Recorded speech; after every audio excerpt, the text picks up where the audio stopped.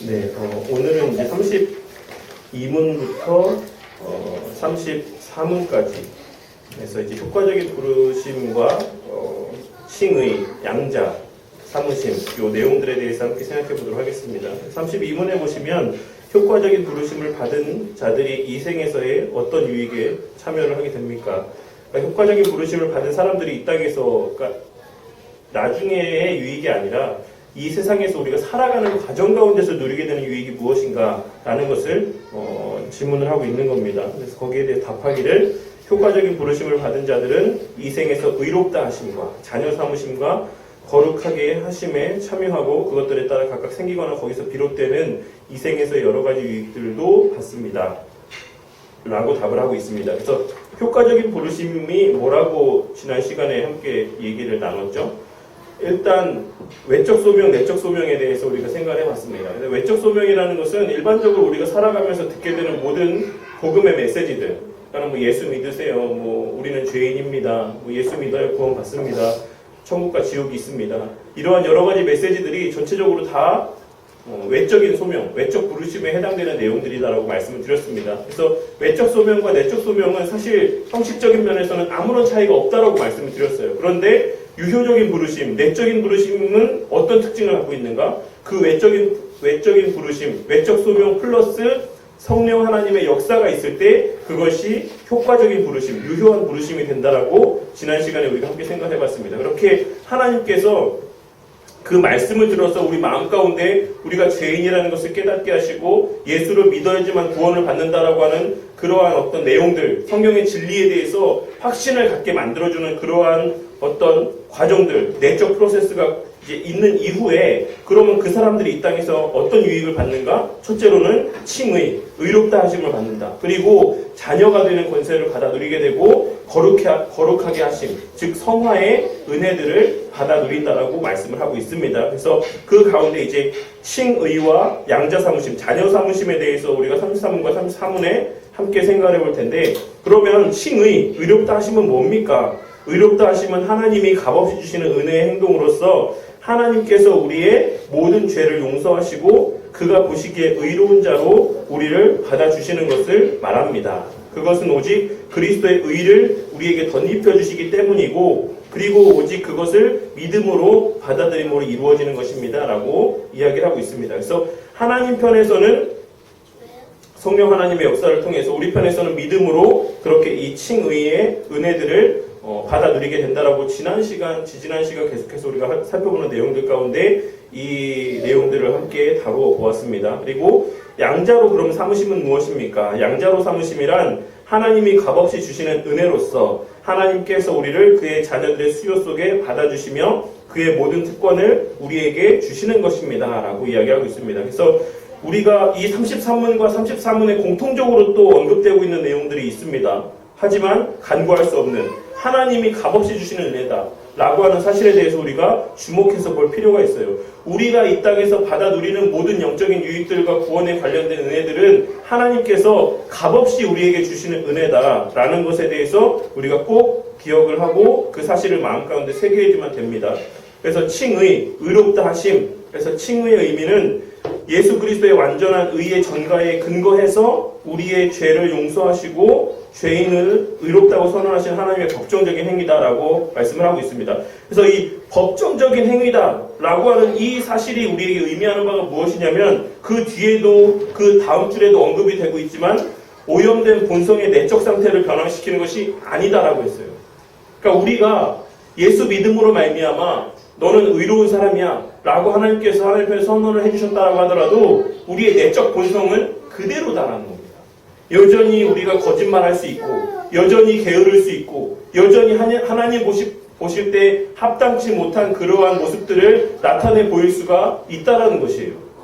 내적인 우리의 어떤 본성이 변화되는 것이 아니다라는 것입니다.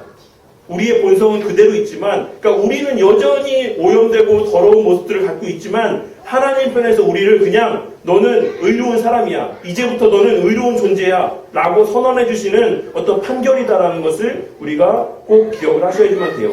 이 칭의라는 것을 우리가 어떤 법정적인 선언, 법정적인 용어로 이해하지 못하고 내적인 변화라고 오해를 하게 될 때에 우리가 교회 안에서 여러 가지 사람들을 정죄하게 되는 그러한 모습들을 나타내 보일 수 있다는 것이에요. 여전히 뭐 교회를 다니면도 왜 이런 모습을 보이냐? 왜 여전히 뭐 하나님 보시기에 합당치 못한 삶의 모습을 나타내느냐? 뭐 혹은 왜 술을 마시느냐? 왜 담배를 피느냐? 뭐 여전히 왜 그렇게 열심히 기도하지 않느냐? 말씀 보지 않느냐? 이런 이야기들을 하게 된다는 것이죠. 그럼 이것이 이 칭의라는 것, 이 구원이라는 것이 그냥 어떤 내적인 상태의 변화다라고 그렇게 오해를 할 때 우리가 그러한 어떤 말을 내뱉게 된다는 것이죠. 하지만 우리가 구원을 받은 사람이 확실하다고 할지라도 그거는 하나님 편에서의 선언인 것이지 우리의 본성은 그대로 남아있다는 것이에요. 그 본성의 내적 변화와 관계되어 있는 것은 뒤에 나중에 다룰 우리의 성화의 과정과 관련이 되어 있는 것입니다. 어쨌든 그 부분도 나중에 또 말씀드리겠지만, 그래서 오직 예수 그리스도를 믿음으로 말미암아 주어지는 하나님의 선물이다라고 하는 것을 기억을 하셔야지만 되고, 법적인 책임을 제거시킨다. 죄책. 이것에 대해서 우리가 예전에 몇 주 전에 우리가 함께 생각해봤죠. 죄책에는 뭐가 있다라고 말씀드렸습니까? 벌책과 범책이 있다라고 말씀을 드렸어요. 벌책은 뭐라고 말씀을 드렸죠? 벌책. 말 그대로 벌입니다, 벌. 우리가 죄를 범했을 때, 뭐, 제가 이제 엊그저께 그 영상을 보면서 피고인과 피고는 다르다. 이거에 대해서 막 배우면서 어쨌든 피고인은 이제 어떤 형사적인 책임을 이제 묻게 되는 것. 예를 들어서 뭐 징역 몇 년에 처한다. 뭐 벌금 얼마에 처한다. 이러한 것들을 받게 되었을 때 그것을 우리가 벌책이라고 이야기를 해요. 그러니까 어떤 사람이 죄를 지었으면 그 죄에 합당한 대가를 받아야 되는 것이 당연한 것이죠. 그것을 우리가 벌책이라고 하고, 범책은 뭡니까? 죄를 지었다라고 하는 그 사실, 그 사람이 죄인이라고 하는 그 사실. 그래서 벌책은 사라집니까? 사라지지 않습니까? 우리가 그것을 값을 치름에 따라서 사라지죠. 징역 3년에 처한다. 그러면 3년이라고 하는 그 어떤 구속기간에 어떤 감옥에서의 시간을 보내고 나면 그 벌책은 사라져요. 근데 범책은 어떠합니까? 범책. 그 사람이 죄인이라고 하는 사실은 사라집니까? 안 사라집니까? 안 사라져요. 그래서 우리가 세상 말로 그 호적에 빨간 줄이 간다라고 이야기하는 거. 그 빨간 줄은 안 없어진다라는 것이에요. 그 사람이 죄인이라고 하는 사실, 그 사람이 전과자라고 하는 사실은 그 사람이 죽을 때까지 변하지가 않아요. 죽음 이후에도 그 사람은 범죄한 사실이 있다는 것을 그 사람의 기록 가운데 남아있다는 것이에요. 그것을 범책이라고 이야기합니다. 그러면 하나님께서, 그리스도께서 우리의 벌책만 사하여 주신 것이 아니라 우리가 죄의 삭은 뭐라고 말씀드렸죠? 사망이라고 했잖아요. 그 사망이라고 하는 벌책을 그리스도께서 십자가에 달려 죽으심을 통해서 가져가셨습니다.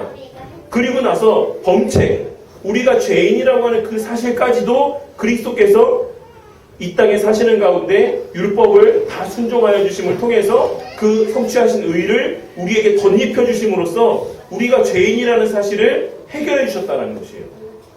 이 내용에 대해서 꼭 명확하게 우리가 인지하고 인식을 하고 있으셔야지만 됩니다. 이 용어가 사실 좀 벌책과 범책이라는 용어 자체가 우리가 생소하고 낯설기 때문에 어렵다라고 느껴지실 수 있겠지만, 그냥 우리가 일반의 삶의 세상에서 삶 가운데 우리가 죄를 지었을 때 경험하게 되고 우리가 어떤 맞닥뜨리게 되는 그런 문제들과 비교해서 생각을 해보면 그렇게 어려운 일이 아니에요. 그러니까 우리가 죄를 지어서 전과자가 되었는데 그 전과자가 된 우리의 법의 책임을 다른 사람이 대신 다 짊어져 주시고, 그리고 우리가 죄인이라는 사실까지도 그 사람이 성취한 그 의로, 그 사람이 법을 어기지 않고 선하게 산 어떤 그 좋은 사람이라고 하는 그 칭호를 우리한테 줌으로써 우리가 의인이다라고 하는 또한 그런 칭호까지 받게 해준다는 것이죠. 그래서 그러한 행위들로 말미암아 우리가 하나님 편에서 의로운 자로 여겨지게 된다라는 사실입니다. 그래서 칭의의 특징이라는 것은 사실 이제 여기에 계속해서 뒤에 이어지는 1번부터 이어지는 내용들을 보시면 뭐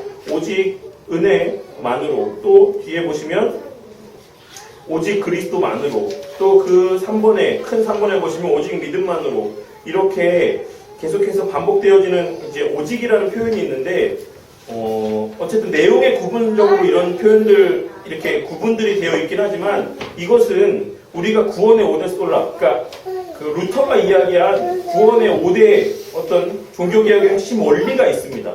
5대 솔라라고 우리가 이야기를 하는데, 우리가 잘 알고 있는 첫 번째, 오직 성경으로, 솔라 스크립투라, 그리고 오직 그리스도만으로, 솔라 크리스투스, 그리고 오직 은혜로, 솔라 그라티아, 오직 믿음으로, 솔라 피데, 오직 하나님께 영광, 솔리데오 글로리아라고 하는 이 5대 솔라에 해당되는 내용이라고 할 수가 있어요. 그래서 오직 은혜를 통해서, 하나님의 은혜로 말미암아 우리가 의롭다 여김을 받게 되는 것이다라고 할 수 있는 것이고, 그리고 이것은 의롭다고 선언하시는 하나님의 법적인 행위다. 이것이 내적인 변화를 불러일으키는 것이 아니다라는 것이죠. 그래서 중생이 죄인의 죄인된 상태에서 내적으로 근본적으로 돌이킬 수 없는 변화를 일으키는 것이라면, 칭의는 외적으로 우리의 신분을 어떤 공언해주는, 확증해주는 어떤 그런 행위가 되는 것이죠. 그래서 중생, 거듭난 자들이라고 하면 어떤 본질적인 이제 속성이 변해요. 근데 나타나는 외적으로 드러나는 것이 아니라, 그것은 점진적으로 어떤 성화의 과정 가운데 나타날 수 있지만,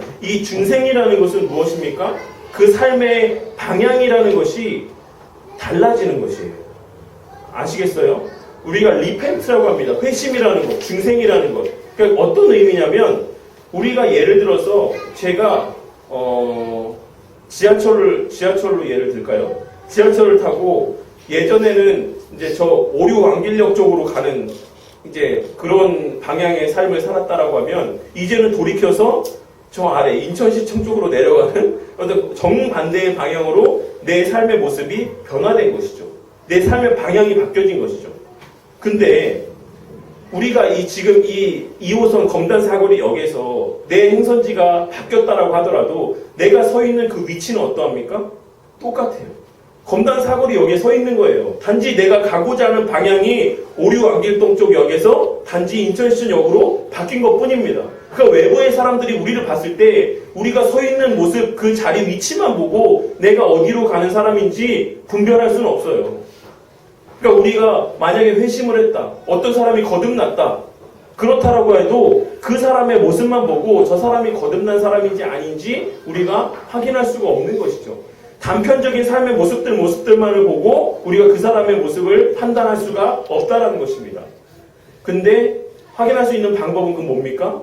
그 사람의 과거의 위치는 어디였고 현재의 위치는 어디인가 라는 것을 통해서 그 사람이 어디로 이동하고 있는가를 우리가 확인할 수는 있다는 것이에요. 그러한 면에서 신앙이라는 것, 생명이라는 것, 이것은 움직일 수밖에 없고 자라날 수밖에 없고 변화가 있을 수밖에 없어요. 그 변화된 모습이 어느 방향으로 나타나는가, 이런 것들을 통해서 우리가 그 사람이 구원받았는지 아닌지, 그 사람이 거듭났는지 아닌지 이것을 확인할 수 있다는 것이죠. 그러한 면에서 예수님께서 우리가 열매 없는 믿음이 참된 믿음이 아니라 무화과나무를 바라보시면서 저주하신 것이 그러한 맥락의 말씀을 하고 있다는 것을 우리가 확인할 수가 있다는 것이에요. 반드시 어느 방향으로든지 우리는 걸어갈 수밖에 없어요. 예전에는 죽음과 사망을 향해서 걸어가고 있었다라고 하면 지금은 생명과 의의 길로 걸어갈 수밖에 없는 존재가 되었다는 것이죠. 그러니까 이 중생이라는 것은 어쨌든 그와 같은 어떤 성향의 변화, 어떤 내적인 추구하는 방향성의 변화, 이러한 것을 말씀하고 있는 것이고, 이제 칭의라는 것은 이제 그러한 과정들 속에서 우리가 어떠한 존재로 하나님 앞에 여겨지는가라는 것을 의미한다라고 할 수가 있는 것입니다. 그런데 그것이 또한 오직 그리스도만으로, 예수님의 십자가에 달려 죽으심을 통해서, 또한 예수님의 율법의 성취함을 통해서 우리에게 주어지는 은혜다라는 것이고, 단회적이며 즉각적인 은혜다라고 할 수가 있는 것입니다. 그래서 우리가 의롭다라는 사실은 이미 하나님 편에서 우리에게 선언해 주신 이미 성취된 은혜예요. 근데 최근도 아니죠. 이제 어느덧 시간이 좀 흘러서 어느 정도 좀 시간이 흘렀지만, 김세윤 박사, 김세윤 목사라는 사람이 있습니다. 이 사람이 바울의 세관점, 어떤 바울에 대해서, 바울의 신앙에 대해서 우리가 새롭게 한번 생각해 볼 필요가 있다라고 하는 어떤 그러한 주장들을 펼친 신학자예요. 근데 이 사람이 주장한 것 중에 또 하나 되게 좀 이슈가 되는 게 뭐냐면, 유보적 칭의를 주장을 했어요. 유보적 칭의. 유보가 뭡니까? 유보한다. 잠시 그 판결을 그러니까 좀 머물러 둔다 이거죠. 근데 이 의롭다 여김을 받는 것은 죽어봐야 한다는 것이에요. 나중에 그 법정, 나중에 심판의 자리에 가봐야 하나님께서 그 모든 행한 일들을 통해서 우리가 의로운지 의롭지 않은지에 대해서 판결을 해주신다는 것이에요. 그러니까 이 칭의의 개념 자체를 되게 점진적으로 우리에게 어떤 점진적인 어떤 그러한 모습으로 우리가 변질시켜서 이야기했다라는 것이죠. 하지만 칭의라는 것은 단회적이고 또 즉각적인 은혜다라는 것을 우리가 꼭 기억하셔야지만 돼요. 이거는 이미 하나님 편에서 우리를 하여금 우리가 우리의 행위로 말미암아서가 아니라 그리스도의 은혜로 말미암아서 의롭다고 선언해 주신 행위예요. 그러니까 우리가 이거에 따라 나중에 가봐야지 우리가 의로운지 의롭지 않은지 이것을 알 수 있는 것이 아니라 이미 우리는 의로운 사람들입니다. 그리스도로 말미암아서. 이러한 어떤 최근에 그러한 잘못된 신학적인 어떤 주장들 이런 것들에 대해서 그러니까 의도는 좋죠. 의도는 좋고 뭐 그럴듯한 그러한 또 이야기들로 감언이설로 이야기하지만 분명하게 잘못된 주장들이다라는 것을 우리가 기억을 해야지만 되겠습니다. 그리고 칭의의 수단은 오직 믿음만으로 칭의가 실제적으로 일어나는 것은 성령께서 우리 안에 내주하심으로써 믿음을 불러일으키기 때문이다. 그런데 이 믿음이라는 것도 어떤 우리의 행위가 아니라 그것은 조건이 아니라 도구적인 수단이고 과정이다라는 것을 또한 우리가 꼭 주의 깊게 살펴야지만 됩니다. 그러니까 일부의 어떤 사람들은 이 믿음이라는 것, 믿는다라는 것, 이거는 행위지 않느냐. 결국에는 행위가 있어야 구원을 받는 거 아니냐라고 주장하는 사람들이 있어요. 근데 아닙니다. 이 믿음이라는 것은 어떤 행위적인 측면에 대한 것을 말씀하고 있는 것이 아니라 도구적, 수단적, 과정적 어떤 그런 통로적인 은혜에 대한 것을 말씀하고 있는 것이 믿음이라는 과정을 통해서 그런데 그 믿음이라는 것조차도 성령 하나님의 은혜로 말미암아 역사로 말미암아 우리에게 주어지는 것이고 그 믿음이라는 것은 또한 말씀을 통해서 오직 성경에 이 기록된 말씀을 통해서 우리에게 허락되어지는 은혜다라는 것을 기억해야지만 되겠습니다. 그래서 결국에 여기에는 이 모든 것이 다 포함이 되어 있어요. 오데솔라의 내용들이 오직 그리스도, 오직 성경, 오직 믿음, 오직 은혜, 오직 하나님께 영광을이라고 하는 이 모든 루터의 그 오데솔라의 내용들이 사실 이 칭의의 모든 내용들 가운데 전반적으로 다 적용이 되는 개념들이라고 할 수가 있습니다. 그래서 칭의의 본질이라는 것은 의의 전가와 죄의 용서. 이것이 뭐라고 했습니까? 의의 전가가 뭐라고요? 범책의 문제를 해결해 주는 것. 죄의 용서가 벌책의 문제를 해결해 주는 것이라고 말씀을 드렸습니다. 그래서 우리가 죄인이라고 하는 우리의 빨간 줄, 우리의 어떤 영적인 호적에서 우리에게 그어져 있던 그 빨간 줄이 그리스도의 보혈의 은혜로 말미암아 깨끗하게 사라지게 되었다. 우리가 본래 죄가 없는 자였던 것처럼 의로운 자였던 것처럼 그렇게 하나님 편에서 인식되어지게 되었고 죄가 용서되었다. 죄책, 그러니까 우리가 사망을 어떤 형벌을 받아야 되는 그 부분에 예수님이 대신하여 죽으심을 통해서 성취가 되었다. 만족이 되었다라고 할 수가 있는 것이죠. 그래서 이것을 가리켜서 수도 없이 말씀을 드렸지만 위대한 교환, Great Exchange라고 부른다라고 신학적인 용어로 그렇게 부른다라고 말씀을 드렸습니다. 그래서 예수님께서 십자가상에서 죽으실 때에 단지 우리의 죄값만 예수님께서 짊어지고 가신 것이 아니라 예수님이 성취하신 예수님의 의도 우리에게 주입이 되어졌다라는 것이에요. 그러니까 그렇기 때문에 그래서 교환이라고 이야기하는 거죠. 일반적으로 예수님께서 우리의 죄만 갖고 가신 게 아니고 예수님의 의도 우리에게 부어지게 되는 이러한 교환이 이루어지게 되었고 그것을 우리가 위대한 교환이라고 그렇게 부릅니다. 그래서 우리의 죄에 대한 책임과 형벌은 그리스도에게 넘어가게 되었고 이것이 우리의 죄에 대한 용서라고 한다. 동일한 순간에 그리스도의 의가 우리에게로 넘어오게 되는데 이렇게 전가된 그리스도의 의로 말미암아 하나님께서 우리를 의롭다고 간주하심으로써 법적으로 의롭다고 선언하시는 것이 바로 칭의다라고 할 수가 있는 것입니다. 그래서 이러한 어떤 십자가에서의 어떤 위대한 어떤 교환의 어떤 일들이 일어났다라는 것을 그렇기 때문에 우리가 십자가 대속의 사역을 구원의 핵심이고 꽃이고 정점이다라고 이렇게 이야기를 하는 것입니다. 그래서 이제 3페이지 보시면 그러한 칭의의 결과, 칭의로 말미암아 하나님께서는 우리에게 하나님의 자녀가 되는 권세를 주십니다. 그러니까 이 하나님의 자녀가 되는 권세도 사실 그리고 그 이후에 이어지는 뭐 그리스도 안에 있는 모든 상속권과 영원한 기업과 영생을 누리게 되는 이 모든 것은 사실 뭡니까? 결과적인 은혜예요. 결과적인 은혜. 우리가 본래 하나님께 접붙임 바 되어 있는 하나님께 속한 자들이었잖아요.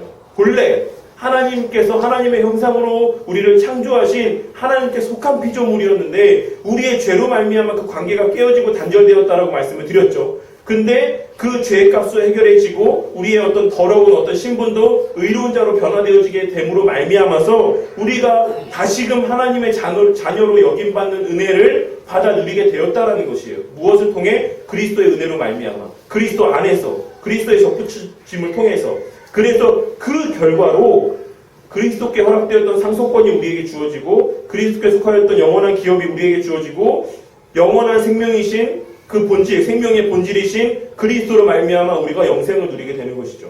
그러니까 이것이 이 자체가 하나의 별개의 어떤 은혜고 복이 아니다라는 것이에요. 이것은 우리가 그리스도 안에 거하게 됨으로 말미암아 결과적으로 따라오게 될 수밖에 없는 은혜다라는 것이죠. 그러니까 그리스도 안에 거하는 자가 이 뒤에 이어지는 은혜들을 받아들일 수 없게 되는 경우가 있습니까? 없는 것이죠. 이거는 저절로 그냥 자연스럽게 따라올 수밖에 없는 은혜들인 것이에요. 그러니까 이런 어떤 연결고리, 이런 이어지는 어떤 연역적인 관계에 대해서 우리가 좀 분명하게 인식을 하고 있어야지만 이 전체적인 은혜들을 따로 구별해서 생각하고 적용하게 되는 그런 우를 범하지 않을 수가 있습니다. 그래서 양자 사무심, 그 결과로 주어지는 은혜들 가운데 이제 자녀 사무심의 정의는 무엇이냐면 즉각적으로 하나님의 자녀가 되는 법적인 신분을 우리가 획득을 하게 되는 것이죠. 그래서 양자는 하나님의 자녀로서의 우리의 법적인 신분의 회복을 말하는 것이며, 그래서 여기는 회복이라는 표현을 쓰는 것이죠. 그냥 그것이 없던 것이 주어진 게 아니라 본래 있었던 것이 다시금 우리에게 회복되어지는 것을 말하는 것이고, 중생과 성화를 통해 우리는 내적으로 변화되어서 실제적으로 합당하고도 온전한 하나님의 자녀가 되어가는 것. 성화라는 것은 그래서 그런 면에서 봤을 때 우리의 삶을 놓고 유비관계 가운데 우리가 생각을 하고 적용을 해보면 철이 들어가는 것이라고 할 수가 있어요. 철. 우리가 사람이 나이를 먹고 조금씩 성숙해져 가면서 사람이 철이 들어간다는 표현을 사용을 하죠. 그래서 해야 될 말과 하지 말아야 될 말, 해야 될 행동과 하지 말아야 될 행동, 이러한 것들을 분별할 수 있는 어떤 그러한 모습의 변화들을 가리켜서 야, 저 사람이 이제 슬슬 철이 들어가나 보다 라고 하는 표현을 사용을 하죠. 그런 것과 똑같이 우리의 신앙적, 영적인 면에서 철이 들어가는 것이 곧 성화라고 할 수가 있다는 것이에요. 영적으로 우리가 하나님 앞에서 해야 될 바가 무엇이고 하지 말아야 될 것이 무엇인지, 우리가 자녀된 우리의 상태에서 하나님께서 기뻐하시는 것이 무엇이고 기뻐하지 않는 것이 무엇인지를 알게 되고 행동할 수 있게 되는 것, 그러한 것을 우리가 성화라고 이야기하는 것이다라고 할 수 있습니다. 그래서 여기서 중요하게 우리가 기억해야 되는 것은 지금 우리가 하나님의 자녀다라는 사실이에요. 그래서 우리가 아무리 잘못을 하고 범죄하고 또 하나님을 기쁘시게 하는 행동들을 하지 못하고 그렇게 순간순간 넘어지는 모습을 보인다 하더라도 우리의 하나님의 자녀된 우리의 신분의 변화는 일어나지 않는다라는 것입니다. 하나님께서는 늘 우리를 죄인으로 보지 아니하시고 아들이고 자녀로 보신다라는 것을 우리가 꼭 유념하고 이 땅에서의 삶을 살아갈 필요가 있어요. 그래서 양자의 특징은 오직 참된 하나님의 아들은 독생자이신 성자 하나님 곧 예수 그리스도뿐이다. 이 의미에 대해서는 뒤에 다시 각 주의 내용에 살펴보도록 할게요. 그리고 모든 인간은 날 때부터 본래적으로 진노의 자녀고 죄와 죽음의 종이었다라는 것, 그리고 예수 그리스도를 믿음으로 영접함으로써 예수 그리스도에게 접붙임을 받아 우리는 하나님의 자녀 곧 양자가 되는 권리를 획득을 하게 되는 것이다 라고 할 수 있습니다. 그래서 어쨌든 예수 그리스도만을 4페이지에 독생자라고 이야기하는 것은 밑에 각주 1번에 기록되어 있는 것처럼 맏아들은 단순한 아들이 아니라 창조주이심을 나타내는 말이다 라고 할 수가 있어요. 그래서 본래 처음부터 있었던 하나님의 아들, 그 아들은 예수 그리스도 한 분밖에 없는 것이죠. 그래서 그러한 면에서 맏아들, 이러한 의미가 곧 창조주를 의미하는 어떤 표현의 한 방편이다라고 할 수가 있는 것입니다. 그래서 예수님께서 맏아들이 되게 하신 이유는 우리가 맏아들이신 예수님의 형상을 본받도록 하려는 것이라고 한다. 그래서 그 아들의 형상을 본받게 하기 위하여라고 했는데 그 아들의 형상이라는 것은 하나님 형상이신 예수님을 가리킵니다. 그래서 아담은 하나님의 형상으로 지음을 받았지만 예수님은 하나님의 형상이시다. 그래서 우리는 하나님의 형상이신 예수님을 통해 하나님의 형상으로 회복되어져 갈 수 있다는 것이죠. 그래서 예수님께서 이 땅에서 살아가시면서 공생의 기한 가운데 나타내 보이신 모든 삶의 모범들, 이러한 것이 또한 하나님의 형상이 무엇인지 하나님의 속성이 무엇인지를 우리에게 나타내 보여주고 있다는 것이에요. 그래서 자비와 긍휼이 많으시고 또한 때로는 어떤 죄에 민감하게 반응하시며 분을 내시고 어떤 거룩한 분노가 있으시고 이러한 모든 것들이 하나님의 어떤 성품을 나타내 보여주는 그런 실제적인 모습이라고 할 수가 있어요. 그래서 우리가 이 땅에 살아가는 가운데 하나님께서 미워하시는 것은 함께 미워할 수 있어야지만 됩니다. 하나님께서 사랑이시라고 해서 무조건 예수님께서 그냥 웃으시기만 하다가 이 땅에서 십자가에 달려 죽으시지 않았어요. 우리가 복음서에 기록된 말씀들을 통해서 예수님께서 수도 없이 많은 그런 장소와 부분에서 화를 내신 적이 있다는 것을 잘 알고 있지 않습니까? 이게 오늘날에 어떤 기독교 신앙 가운데에 지옥에 대한 어떤 이야기를 하는 것이 정말 합당하냐? 징계에 대해서 이야기하는 것, 권징을 하는 것이 합당하냐라고 하는 이야기들을 하는 사람들을 향해서 정말 많은 울림을 주는 그러한 예수님의 모습이 될 거라고 생각합니다. 예수님께서 무조건적으로 용서해 주시지 않았어요. 예수님께서는 먼저 죄가 무엇인지에 대해서 분명하게 짚어주시고 그것이 죄라는 것을 그로 하여금 깨닫게 하시고 돌이키게 하신 이후에 돌이킨 자들에게 있어서는 더 이상 죄를 묻지 아니하시고 그 모든 죄 지은 그 사람들을 품어 안으셨다는 것을 알 수가 있습니다. 하지만 품어 안으시기 전에 반드시 선행되어져야지만 되는 조건들이 있다는 것에 대해서 우리가 꼭 기억을 해야지만 돼요. 그리스도인으로서 제가 예전부터 여러 번 말씀을 드리지만 동성애를 하고 여러 가지 하나님의 말씀에 합당치 못한 행위들을 하는 사람들을 보듬어 안아야지만 된다라고 말씀을 드리지만 그것이 그 사람에 대해서 아무런 죄도 묻지 않고 책임도 묻지 않고 어떤 것을 깨닫게 하고자 하는 어떤 말도 하지 않고 조심해야지 저 사람 혹시 기분 나쁠까봐 이러한 전제 가운데 그 사람들을 포용해야지만 된다라는 것을 말씀하고 있는 것이 아님을 잘 아실 거라고 생각해요. 그 사람들을 끌어안되 그 사람이 행하고 있는 지금의 모습들이 하나님의 말씀과 일치하지 아니하고 하나님께 기쁨이 되지 못한다는 사실에 대해서는 분명하게 언급을 해줘야지만 돼요. 그게 그 사람을 위한 사랑의 표출입니다. 그렇게 해서 그로 하여금 그 깨어진 관계가 회복되어지고 하나님의 자녀가 될 수 있는 길을 열어주는 게 참된 사랑인 것이지 그가 죄를 범하고 있는 그 상태를 그대로 내버려두는 것은 참된 사랑이 아니다라는 것이에요. 어찌 보면 되게 이기적인 거예요. 불편한 말 하지 않고 그냥 남에게 싫은 소리 하지 않고 그냥 좋은 말만 듣고 싶어하는 나의 어떤 이기적인 속성의 발로가 될 뿐이다라는 것을 우리가 솔직히 인정해야지만 됩니다. 사실 남에게 어떤 것이 잘못이다라는 사실을 이야기하는 것에 대해서 즐겨하는 사람이 얼마나 됩니까?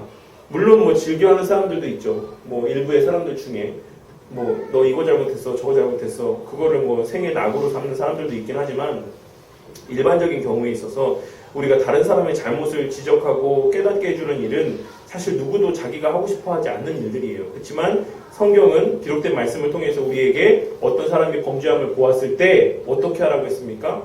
그 혼자 스스로 그 사람을 조용히 은밀한 중에 찾아가서 그것을 이야기하라고 말씀을 하고 있습니다.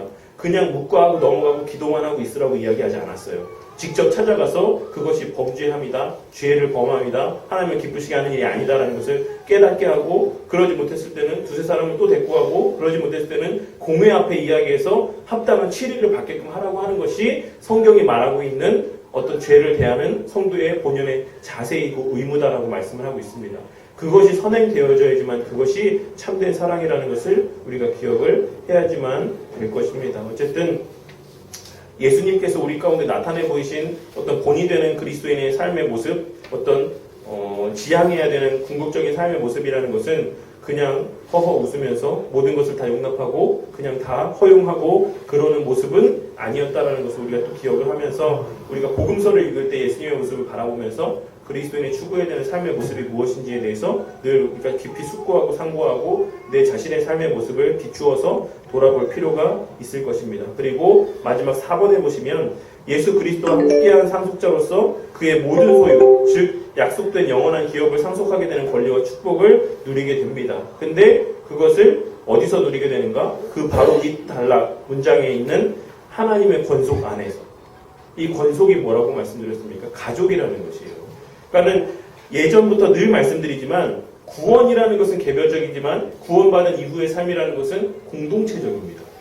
하나님께서 분명히 이 가족이라고 하는 것에 대해서 수도 없이 여러 차례 강조하셨다는 것을 우리가 절대 간과해서는 안 돼요. 그러니까는 나 혼자 그냥 신앙생활 잘하면 되지. 나 혼자 예수 잘 믿고, 나 혼자 예배 열심히 드리고, 나 혼자 열심히 기도하고, 나 혼자 그냥 헌금하고, 예배 마치면 그냥 집에 오면, 그러면 난 신앙생활 잘하고 있는 것이지. 괜히 사람들과 부대끼면서, 얽히면서 그 관계 가운데 힘들어하고, 그러는 것보다 그냥 나 혼자 열심히 신앙생활하고 잘 살면 되지. 라고 이야기하는 사람들이 오늘날 너무 많아요. 그런 사람들의 대다수가 결국 어디로 향합니까? 익명성이 보장되는 대형교회로 가는 거예요. 내가 어떻게 살든지 사람들 앞에 간섭받지 않고 사람들과 얽히지 않아도 되는 그러한 어떤 무리 가운데로 내 어떤 신앙의 삶의 거처를 정하게 되는 것이죠. 근데 성경의 말씀 가운데는 결코 그러한 것이 온전한 교회고 온전한 성도의 삶이 아니다라고 수도 없이 여러 곳에서 말씀을 하고 있습니다. 칭의의 결과, 의롭다 하심의 결과 우리는 이것이 접붙임의 결과라고 말씀을 드렸어요. 그리고 접붙임의 결과 양자가 되는 특권, 자녀가 되는 특권들을 누리게 되는데 그 자녀가 되는 특권이라는 것은 뭡니까? 가족의 일원이 되게 된다는 것이에요. 가족의 일원.